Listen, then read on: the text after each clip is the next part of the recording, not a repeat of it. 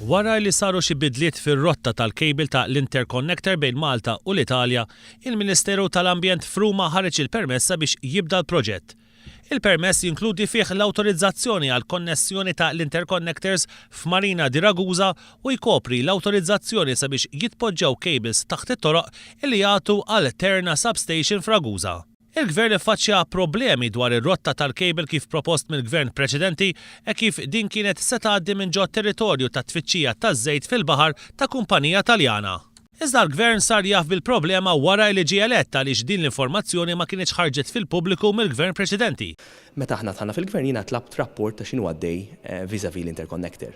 U kien hemm problema li fil-waqt li konna wasalna fl-aħħar fażijiet għal permessi mal-Italja, kien hemm intop. U dan il-top kien li r-rotta tal-interconnector kienet se tgħaddi minn fuq oil field, ġifieri żona ta' tfittix taż-żejt li jisimha Vega B, li kienet ta' proprjetà tal-Eni u tal-Edison. Għaldaqstant il-Gvern Taljan kien inkwitat fuq din il-materja u xtaq ovvjament li din issue tiġi indirizzata.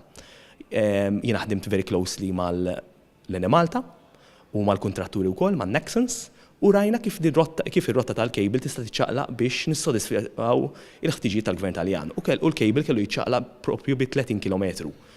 Il-Ministru tal-Enerġija u l-Konservazzjoni tal-Ilma Konrad Mizzi qal li fl-interess nazzjonali il-Gvern il-ġdid ħadem sabiex isolvi din il-problema sa mill-ewwel jiem billi ikkolabora mal-awtoritajiet Taljani u mal-Gvern Taljan.